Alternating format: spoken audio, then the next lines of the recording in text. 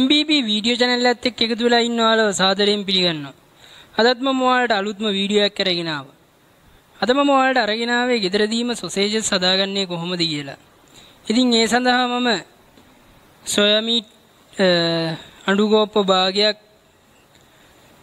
මස් ග්‍රෑම් 250ක් ලුණු කුඩු තේ හැන්දක් මිරිස් කුඩු තේ හැන්දක් ක්ලෝන් පවුඩර් මේස හැඳි දෙකක් chicken curry powder තේ හැන්දක් ගම්මිරිස් තේ හැන්දක් දෙහි yusa තේ හැඳි එකක් olive oil මේස හැඳි 6ක් sini තේ හැඳි භාගයක් යොදා ගන්න. හරි ඉතින් අපි ඉස්සල්ලාම මේ ටික හොඳින් අඹරා ගන්න ඕනේ. ඉතින් ඒ සඳහා ඉස්සල්ලාම මස් ටික අපි මේ විදිහට බ්ලෙන්ඩර් එකකට දානවා.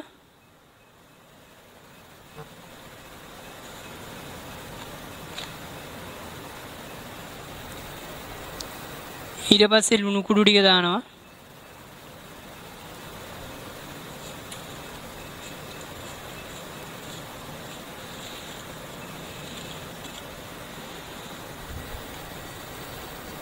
මිරිස් කුඩු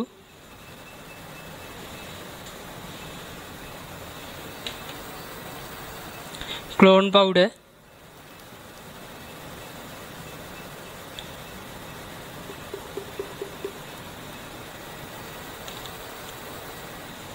ගම්මිරිස් කුඩු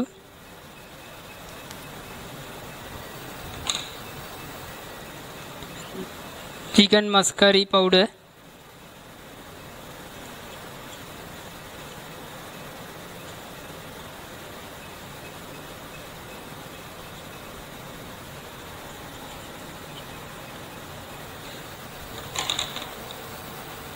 sini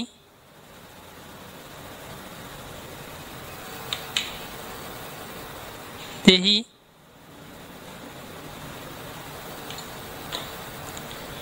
olive oil mesa හැඳි 5ක විතර ප්‍රමාණයක් ඉස්සෙල්ලාම දාගෙන අපි බ්ලෙන්ඩ් කරගන්නවා.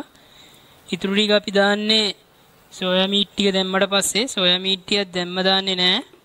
මේ ටික හොඳින් අඹර ගන්න ඕනේ හොඳ පේස්ට් එකක් එනකන්.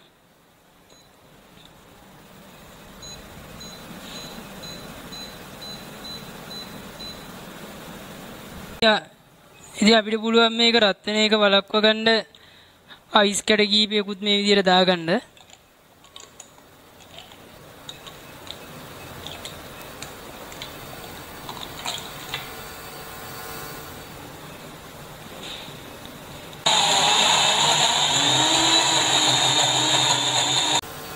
ඉතින් මේ විදිහට හොඳ පේස්ට් එකක් හැදුනට පස්සේ අපිට පුළුවන් අපේ සෝයා මීට් ටික මේ විදිහට එකතු කරගන්න.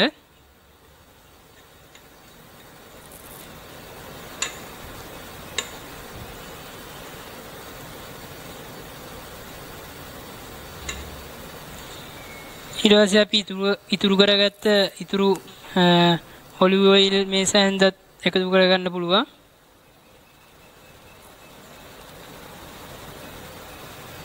ඊට පස්සේ ආය හොඳ පේස්ට් එකක් එනකන් මේක අපි බ්ලෙන්ඩ් කරගන්න ඕනි.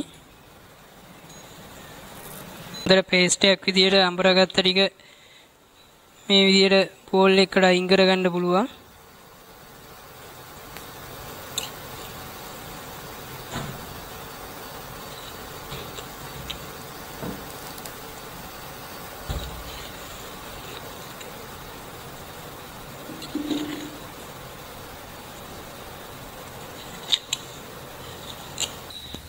ඉතින් ඔයාලට පුළුවන් මේ වගේ ෆිල්ම් ඉටි වලයක් අරගෙන මේ විදිහට එලා ගන්න. ඊට පස්සේ තේ හැඳි දෙකක් එකමාරක් වගේ මේකට මේ විදිහට දා ගන්න පුළුවන්.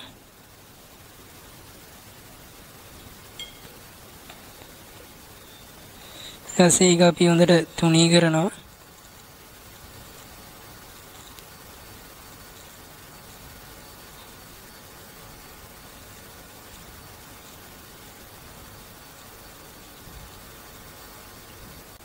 මේ විදිහට තුනී කරගත්ත අපේ පේස්ට් එක අපිට පුළුවන් රෝල් කරගන්න.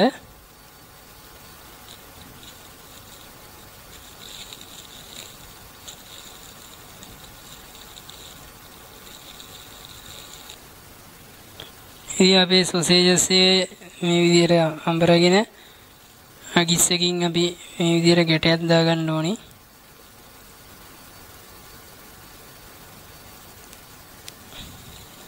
ඊට පස්සේ ඊටස් නැති වෙන්න මේ විදිහට හොඳට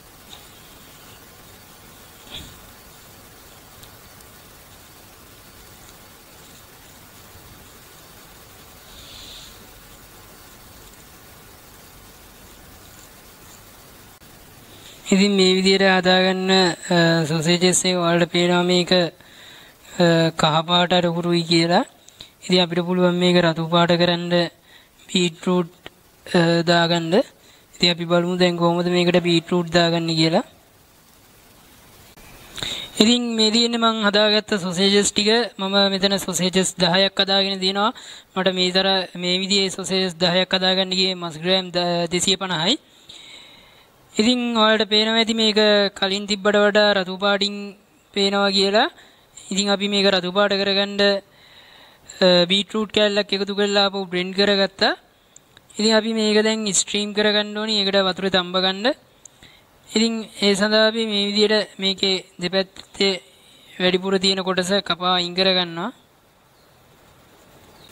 හරි ඉතින් අපි අපේ හදාගත්ත සොසේජස් ටික තඹ ගන්න ඕනි හොඳින්. ඒකට මේ විදිහට වතුරට දානවා අපි සොසේජස් ගානට වගේ වතුර පුරවන්නේ. අපි දාලා තියෙන ඉටිකොලේ සෙල්සියස් අංශක 110 දක්වා ඔරොත්තු දෙනවා.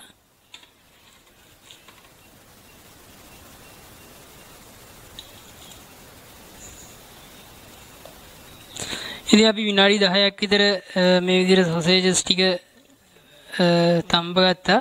ඊට පස්සේ අපි සාමාන්‍ය උෂ්ණත්වයට එනකන් සොසේජස් ටික මේ විදිහට අයිස් වතුර තියෙන බෝල් එකකට දාලා තියෙනවා.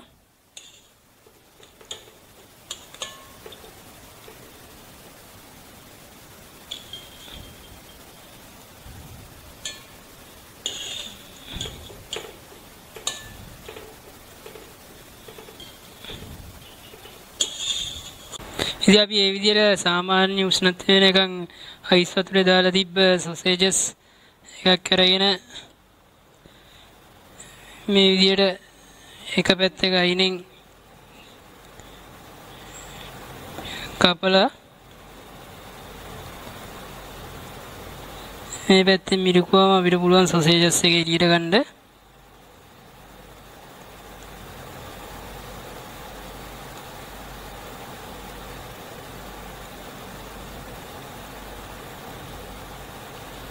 ඉතින් මේ විදිහට අපේ සොසේජස් එනවා. මේ තියෙන බීට්රූට් කෑලි. ඉතින් අපිට පුළුවන් දැන් මේ විදිහට අසුරගෙන ෆ්‍රිජ් එකේ දාගන්න. එහෙමත් නැත්නම් අපි බදිනවා නම් බැද ගන්න පුළුවන්. උයනවා නම් උයන්න පුළුවන්. ඉතින් ඔයාලත් මේ වගේ සොසේජස් එකක් ගෙදරදීම හදන්න. මේකේ රෙසිපි එක මම ඔයාලට මගේ ඩිස්ක්‍රිප්ෂන් එකේ දාලා තියන්නම්. ඉතින් වීඩියෝ එක හොඳ නම් ලයික් එකක් දාන්න. මොනවා හරි දෙයක් දැනගන්න තියෙනවා නම් කමෙන්ට් කරන්න. යාළුවන්ටත් බලන්න වීඩියෝ එක ෂෙයා කරන්න. තාම මාව සබ්ස්ක්‍රයිබ් කරලා නැත්නම් දැම්ම මාව සබ්ස්ක්‍රයිබ් කරන්න. මේ වගේ තවත් වීඩියෝ එකකින් අපි ළඟදීම හමු වෙමු.